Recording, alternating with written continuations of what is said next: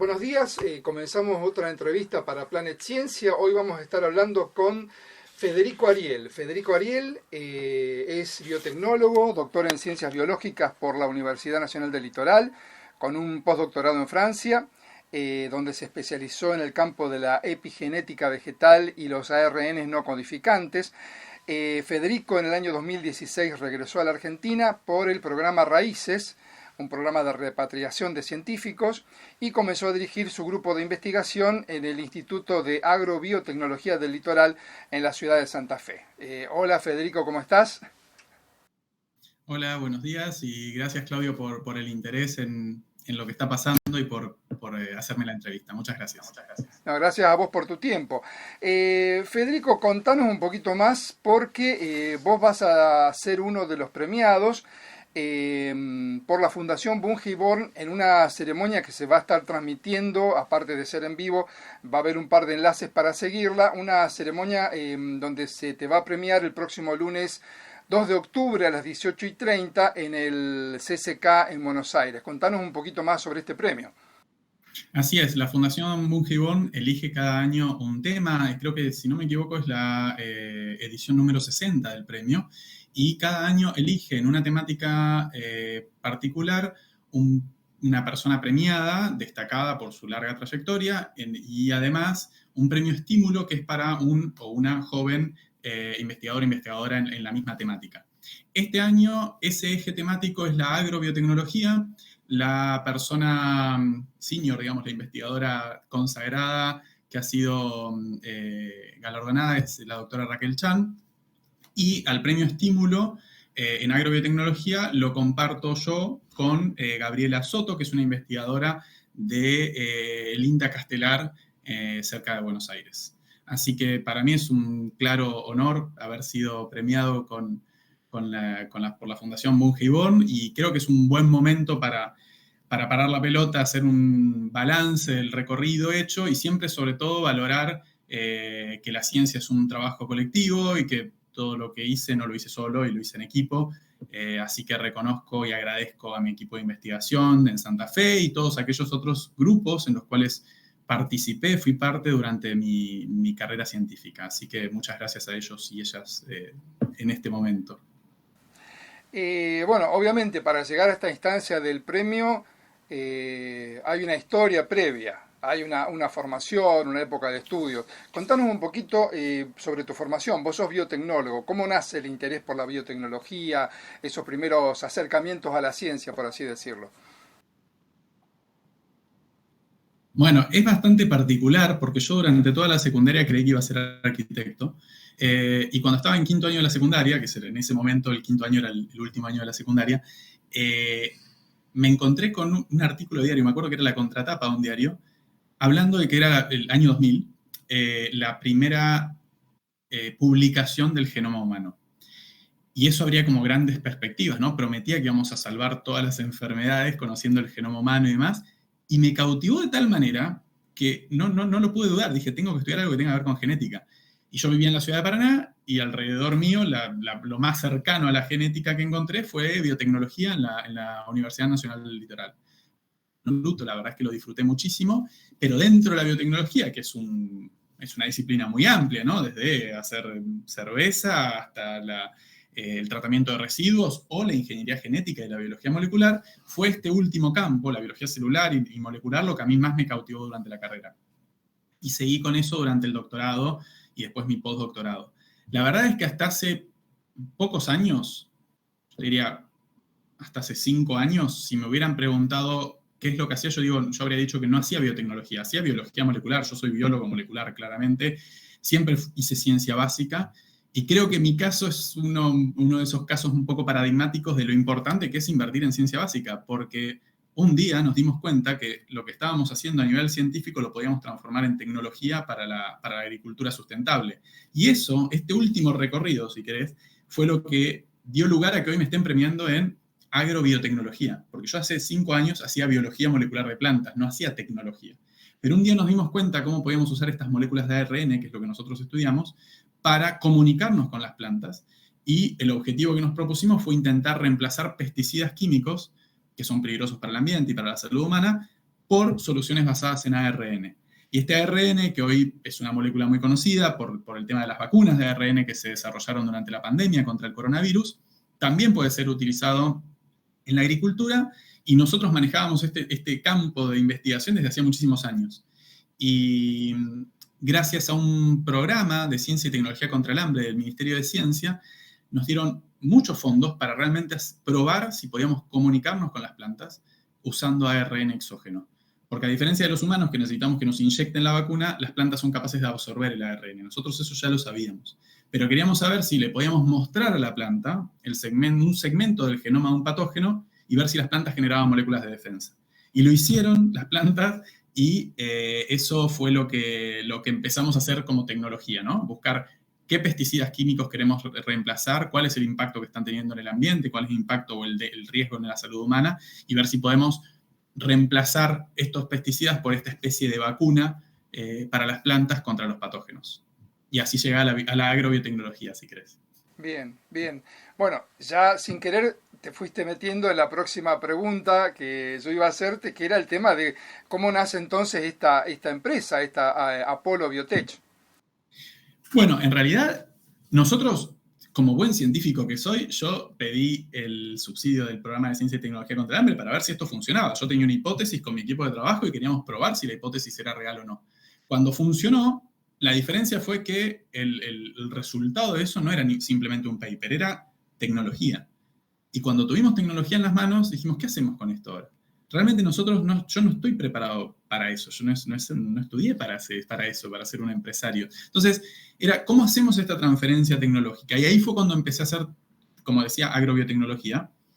Y la forma de transferir tecnología al sector productivo puede tomar diferentes formatos, ¿no? Nosotros podríamos haber patentado y licenciado a una gran empresa que se ocupe de esto, por ejemplo. Y entonces lo que hice fue tomar los resultados y mostrárselos a las instituciones para las cuales trabajo, o en las cuales trabajo, que son CONICET y la Universidad Nacional del Litoral, y decir, che, ¿qué hacemos con esto ahora? Se lo doy a alguien, a mí me gustaría seguir agregándole valor, viendo cómo sigue esta historia, ¿no? No simplemente dárselo a otro y que la historia la siga a otro, y con qué criterios y con qué intereses. No me quería desprender tan fácilmente. Entonces ahí fue cuando, sobre todo desde CONICET, pero también desde la Universidad Nacional del Litoral, me apoyaron y me dijeron, bueno, no, hagamos una empresa de base tecnológica, lo que se llama una startup, y en base a los descubrimientos que tenés del laboratorio, los desarrollos que tenés del laboratorio. Y así fue como fundamos a Apollo Biotech, asociado yo a Matías Badano, que es mi socio y amigo, que hizo un MBA, o sea, que es la pata de los negocios, que es muy necesario también en una empresa, si no, yo habría chocado la cabecita en un mes. Y así avanzamos, y así empezamos a vincularnos con el sector productivo, poder llevar a cabo los ensayos a campo, buscar inversiones en otro circuito de dinero que no es el que yo estoy acostumbrado como científico, y empezar a relacionarnos con todos los actores que hacen falta, por ejemplo, con SENASA como el organismo fundamental en la regulación de estos tipos de productos para el campo, los usuarios finales, que son los agricultores, buscar cuáles son los problemas que queremos resolver en el agro, ¿no? No es simplemente lo que a mí se me ocurre como investigador, sino cuáles son los verdaderos problemas a nivel ambiental, a nivel de salud y a nivel de mercado, porque también es cierto que depende qué agroquímicos sintéticos usemos, eso puede limitar el acceso a ciertos mercados de exportación que son más rigurosos o más exigentes. Entonces, teniendo en cuenta un abanico de datos y de factores, fue que empezamos a diseñar ese pipeline de productos o de desarrollos que hoy tenemos en manos de Apollo Biotech. Y vamos muy bien. La verdad es que tenemos un grupo de investigadores súper sólido. Nos relacionamos con el sector científico, que es el lugar del que vengo y con el que yo me entiendo, básicamente, y con el sector productivo. Entonces, estamos avanzando a paso firme y la verdad es que Apollo, además con todo el respaldo del CONICET y de la universidad, resultó una herramienta fundamental en esta transición o esta transformación de ciencia en tecnología. ¿Qué aprendizajes tuviste que hacer, más allá de que vos, como estás diciendo, tenés un socio que maneja la parte de los negocios? ¿Tuviste que hacer algún aprendizaje para pasar de un investigador de laboratorio a alguien que tiene que empezar a mover en el mundo de los negocios? Como científico, algo que aprendí es el tema del trabajo en equipo. Y lo que rápidamente articulé con Matías, con mi socio, fue ampliar el equipo y trabajar en equipo, y no sé necesariamente que yo sepa todo o que él sepa todo. Él ahora sabe mucho más de ARN que antes y yo sé mucho más de negocios que antes, pero poder armar un equipo de ver quiénes se ocupan de cada parte, ¿no? Entonces tenemos una persona que entiende muy bien lo que es un gen y lo que es el ARN, pero que tiene muchísimo dominio de los ensayos a campo, o tenemos a alguien que se ocupa más de lo que está pasando en el laboratorio, o yo me estoy ocupando de articular más con aquellos sectores científicos que sabemos que tienen mucho potencial para transformar, para generar nuevas tecnologías, Matías con los inversores y con las empresas partners, y creo que eso, más que un aprendizaje, fue una transformación de qué tipo, del perfil del equipo de trabajo que tenemos. Que es mucho más diversificado y mucho más heterogéneo de lo que era antes.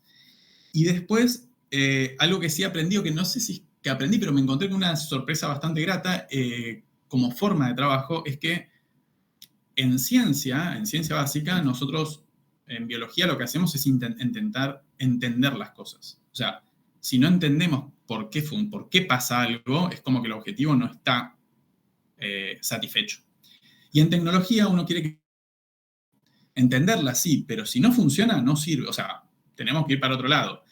Que a veces en biología o en ciencia básica las cosas pueden no funcionar, pero si uno las entiende, eso es publicable, es importante, se comparte con la comunidad científica, circula el conocimiento per se en el ámbito en el que trabajamos. En cambio, la tecnología genera un desafío distinto que yo no conocía, que es que necesito que funcione. Vos decís, bueno, puede hacerle algo al hongo patógeno, pero si no lo controla, no sirvió lo que hicimos. Necesitamos que lo controle. Entonces, cambió un poco el desafío, y creo que eso es lo que me gustó de esta situación, de que obviamente seguimos haciendo ciencia y queremos seguir entendiendo la biología y la bioquímica del ARN, pero también necesitamos ahora abordar otro desafío y llegar a otro objetivo, que es que las cosas funcionen en el campo y que realmente esto llegue a ser un producto en el mercado. Entonces esto ahora quiere decir que no solamente tiene que funcionar a plena luz del día, con lluvia, con insectos, con calor, con todo lo que pasa en el campo, y que no solamente la molécula de ARN funcione en condiciones controladas, sino que funcione en la vida real. Y esos son desafíos nuevos que por suerte van funcionando bien. Hay que bajar costos también, por ejemplo. Entonces no es lo mismo hacer ARN para un experimento en el laboratorio y bueno, gasté $1.000. No, nada, lo valía porque respondí mi pregunta. Ahora $1.000 no puedo gastar $1.000 por planta. Tengo que gastar $1.000 cada 100 hectáreas capaz. Entonces, y cientos de miles de hectáreas o millones de plantas. Entonces, cambian los objetivos, y eso me pareció desafiante y me gusta abordarlo en equipo también. Como que veo como que son muy complementarios lo que mi parte científica con la parte tecnológica. Seguramente puede ser una pregunta que no tenga una respuesta clara en este momento, pero ¿hay alguna, porque además la empresa es nueva, ¿hay alguna estimación de tiempo hasta que haya un producto concreto? No es tan... No es tan etérea la pregunta, porque en realidad tenemos una serie de ensayos a campo en distintos cultivos y distintos patógenos, cosa que no habríamos podido hacer desde el laboratorio científico. Esto es claramente gracias a haber montado. Estoy súper contento con eso. Y ahora lo que tenemos que hacer es abordar la cuestión regulatoria. La cuestión regulatoria puede tardar, tiene ciertas exigencias y depende del cultivo. Si el cultivo se tiene lugar varias veces al año, 2, 3 veces al año, entonces eso es muchísimo más rápido, pero si es una vez anual, por ejemplo maní, que es uno de los cultivos con los que estamos trabajando, eso sí o sí va a requerir mínimo 2 años. Entonces, con los ensayos de maní, que tuvimos resultados muy positivos a campo, este verano vamos a hacer una versión optimizada del producto, y si funcionara bien, como esperamos, entonces ahí ya son 2 años más. O sea, estamos hablando de 3 años para ese producto en maní. Pero tal vez para uno en tomate, que se cultiva o lechuga, hortalizas en general, que también tenemos productos para eso, para combatir hongos y poder reemplazar fungicidas, como se cultivan en invernadero y muchas veces al año, entonces si tenemos que hacer 2 rondas o lo que nos pida SENASA, y en esa situación estamos ahora, tal vez en menos de un año tendríamos la regulación lista. Obviamente en paralelo estamos haciendo ensayos de toxicología y demás, pero la verdad es que corresponde que los hagamos, obviamente, pero la verdad es que se trata de un tipo de tecnología altamente específica. O sea, pensar que le va a hacer mal a otro organismo es pensar que la vacuna contra el coronavirus te va a proteger contra el sarampión o contra la gripe. No, le mostraste la información genética del coronavirus, te protege contra el coronavirus. Y esto pasa lo mismo, o sea, no hay forma que nos salga de nosotros si estamos atacando un gen del hongo, que además podemos comparar bioinformáticamente con el genoma de la abeja, de los hongos benéficos, del cultivo, del ser humano, del ratón, del pez, del ave, del anfibio. Entonces, es súper específico, pero así todo, obviamente, tenemos que hacer algunos ensayos de ecotoxicológicos, o incluso estamos viendo con distintos animales para hacer lo que corresponda, para tener la regulación lista y ser tal vez no los primeros, pero probablemente entre las primeras empresas del mundo en que lancemos productos basados en ARN para la agricultura. Hoy por hoy todavía no existen en ningún lugar del mundo. Se está avanzando con la regulación en Estados Unidos y en Europa porque se entiende que el ARN es la molécula para esto, pero para garantizar sobre todo el respeto al ambiente y la salud, pero todavía no hay productos en el mercado. Y la verdad que para nosotros sería un hito como empresa y por la ciencia nacional, digamos, figurar entre esas primeras empresas que podamos hacerlo. Digamos, yo creo que nadie se va a olvidar de Pfizer y de Moderna por haber lanzado la primera vacuna de ARN en la historia de la humanidad. Después habrá otras, hay muchas empresas que la están haciendo ahora, pero de Pfizer y de Moderna no nos vamos a olvidar. Entonces tal vez estaría bueno poder poner como argentinos ese hito de tener de las primeras empresas que lancemos productos de ARN al mercado. Vamos a ver. Bien, vos hablaste de hongos entre los organismos patógenos que atacan cultivos. ¿Hay algún otro tipo? ¿Son fundamentalmente hongos los patógenos o también puede ser bacterias o otro Excelente tipo? la pregunta. El tipo de tecnología que se llama nosotros, habrás escuchado hablar que las vacunas son de ARN mensajero. En plantas no se usa ARN mensajero, se usa otro tipo de tecnología que se llama ARN de interferencia, que es la manera en que las plantas se defienden, interfieren con genes del patógeno. Esto funciona muy bien con virus y hongos, y nosotros estamos trabajando principalmente con virus y hongos. En virus es todo un campo inexplorado, porque en general no hay forma de manejar a los virus en la agricultura. Lo que se hace es matar al vector. Es como intentar matar al mosquito para no contagiarnos de dengue. Ahora, el día que tengamos la vacuna del dengue, que el mosquito viva tranquilo, no me molesta. O sea, el problema es que el mosquito me contagia de dengue. O sea, que si nosotros pudiéramos bloquear las infecciones virales o los síntomas de las infecciones virales, tendríamos que tirar muchísimos menos insecticidas al ambiente, lo cual sería buenísimo. Con hongos nos está funcionando súper bien. Y el otro grupo, que no son patógenos, son plagas, son los insectos, que según la literatura funciona muy bien el ARN de interferencia. No nos funciona a nosotros, para serte sincero, todavía hoy. Creo que tenemos mucha más ciencia para hacer detrás. Hemos hecho ensayos, a nosotros no nos funciona. Eso es lo que te decía, científicamente puede funcionar, pero si después le tengo que dar de comer a cada mosca una cucharada de ARN, no tiene sentido, digamos, tendríamos que poder tirarlo en el ambiente y que mate la mosca, y eso no nos funciona. Así que hoy estamos más focalizados en hongos y virus. También estamos empezando a trabajar con bacterias, pero este mecanismo de ARN de interferencia en las bacterias funciona distinto, así que vamos con más cautela, más desde el pie científico que desde el pie tecnológico todavía. Pero vamos a abordarlo, sí. ¿Cómo sería el mecanismo? Porque vos estás hablando de ARN de interferencia ahora, antes habías hablado de un fragmento del genoma del patógeno. ¿Cómo se arma? En pocas palabras, si se puede. Bien, lo que nosotros hacemos es, de lo que sabemos de lo que se llama patosistema, que es del cultivo, o sea, la planta más el patógeno, sabemos, o sea, de la literatura, de la ciencia detrás de todo eso, podemos identificar qué genes en el hongo, por ejemplo, son importantes para la infección. Si esos genes no se expresan, el hongo no puede infectar, o el hongo muere, o el hongo no esporula, entonces no se dispersa la enfermedad, etc. Entonces lo que nosotros hacemos es, esos genes, mostrárselos a la planta, pero no en forma de ADN, sino en forma de ARN doble cadena. Esa es la base del ARN de interferencia. Porque en general, o sea, el ARN en sí es la molécula intermediaria entre el ADN y las proteínas. Y por eso se llama ARN mensajero, porque lleva el mensaje del ADN a las proteínas. Y el ADN es una molécula doble hebra, ¿no? Nosotros tenemos todos en el imaginario esta doble hélice del ADN. Pero a diferencia del ADN, el ARN es una molécula simple cadena. Entonces, cuando uno a una planta le da ARN doble cadena, no simple cadena, sino doble cadena, y la planta lo absorbe, la planta lo reconoce como algo raro, lo va a procesar, lo va a destruir, y eso va a generar pequeños ARNs, y son esos pequeños ARNs los que funcionan como anticuerpos. Porque después van a reconocer los ARNs del mismo patógeno y van a clivarlo, y van a silenciarlo, y por eso van a interferir con el patógeno. Entonces lo que nosotros hacemos es buscar los genes de interés y se los presentamos a la planta, pero en lugar de presentárselos a la planta como ADN, se los presentamos como ARN doble cadena. Y la planta interpreta que tiene que generar moléculas de defensa de eso. Por eso podemos comunicarnos con las plantas con este lenguaje común, en definitiva, que es la molécula de ARN que existe en todos los seres vivos. En el hongo, en nosotros, en la planta, el ARN está en todos lados. Entonces es como la molécula de comunicación universal, si querés, entre los seres vivos. Bien, bien. Sencillo y entendible, gracias. Y para ir cerrando,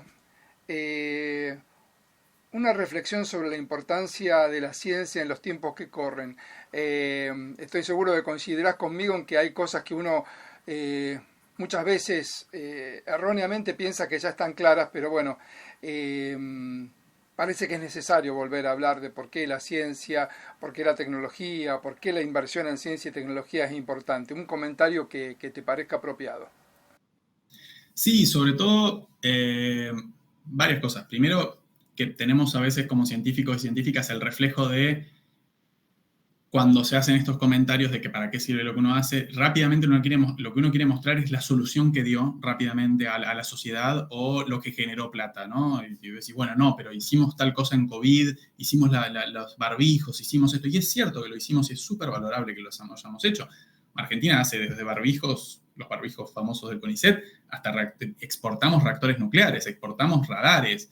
Realmente, digo, tenemos una tradición científico-tecnológica muy sólida, que la verdad es que cualquier candidato o candidata a cualquier cargo político electivo que desconozca esto, en realidad habla peor de esa persona que de nosotros como sector científico. Una persona que quiere ser presidente del país tiene que conocer los avances científicos tecnológicos de nuestro país y el valor que eso tiene. Pero yo creo que es importante también destacar que es muy importante dominar los campos científicos y para eso hay que invertir en ciencia básica. Cuando llegó la pandemia, por ejemplo, el grupo de Andrea Gamarnik, que siempre hizo ciencia básica, en pocas semanas hizo el primer test de diagnóstico en Argentina. ¿Por qué? Porque domina la virología de una manera que pocas personas en el mundo lo hacen. Ha sido reconocida a nivel mundial por sus avances en dengue y Zika. No trabajaba en coronavirus y sin embargo pudo dar una respuesta al momento de necesitarla. Y eso nos, puso a disposición kits diagnósticos para el país, pero además evitó que el país tenga que importar esos kits diagnósticos en un momento donde escaseaban, pero además era una pérdida de divisas estar importando algo que podemos hacer en Argentina, ¿no? Entonces, tal vez unos años antes alguien le preguntaba a Andrea Gamarnik qué hacía y le iba a decir, hago ciencia básica sobre dengue, qué sé yo, no sé, algún día tal vez salga una vacuna, pero no lo sé. Y está bien decir que uno no lo sabe. Hace falta dominar la ciencia, porque dominar la ciencia, dominar los campos del conocimiento, dominar el conocimiento en sí mismo es lo que nos da soberanía e independencia como país. Si no, estamos importando tecnología constantemente y eso es un desbalance económico y cultural muy, muy importante. Tenemos que poder desarrollar nuestra propia tecnología, tenemos que poder saber cómo funcionan nuestros propios satélites o radares para saber cómo podemos interpretar esa información y no todo el tiempo importando desde el software hasta el hardware, hasta todo lo que podemos comprar, hecho muy bueno seguramente, pero necesitamos tener poder sobre eso. Y de la misma manera también hay que invertir en ciencias sociales, porque necesitamos entender nuestros procesos históricos, sociales, culturales, y de esa manera contribuir a mejorar de cara al futuro, digamos. No sirve de nada generar riqueza si esa riqueza está mal distribuida, o si la gente tiene hambre. Generar cada vez más alimento y si la gente no está comiendo, hay un problema que tenemos que resolver desde múltiples perspectivas, no solamente la de producir más alimento. Tenemos que ver qué nos está pasando como sociedad, qué hace que yo tenga un laboratorio hermoso y trabaje y demás, y al lado haya alguien que tenga hambre y trabajo yo relacionado al tema de la comida.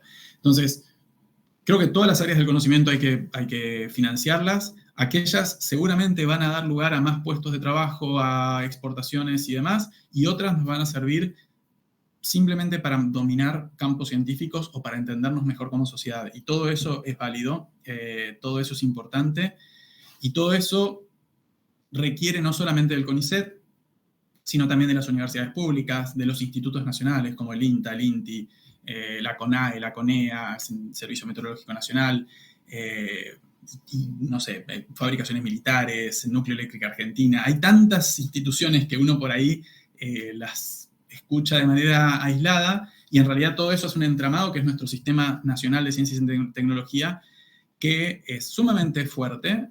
Tal vez el que más se vea siempre es el CONICET, porque es el primero en América Latina y es el más importante y demás, pero la verdad es que tenemos una tradición científica enorme, tenemos que estar orgullosos y orgullosas de eso, y no es solamente un rasgo cultural hacer ciencia, sino que es sumamente importante para el desarrollo del país y para mejorar como sociedad. Así que claramente es algo que hay que apoyar y defender a toda costa.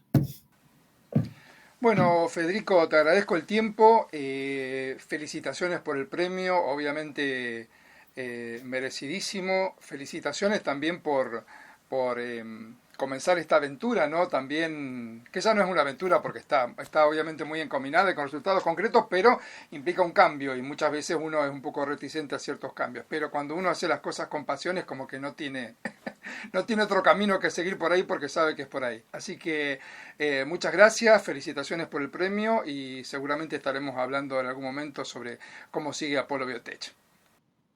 Muchas gracias por el interés, muchas gracias, saludos a la audiencia y bueno, nada, a disposición cuando quieran que sigamos charlando. Gracias. Muy bien, hasta la próxima entrevista, nos despedimos, muchas gracias.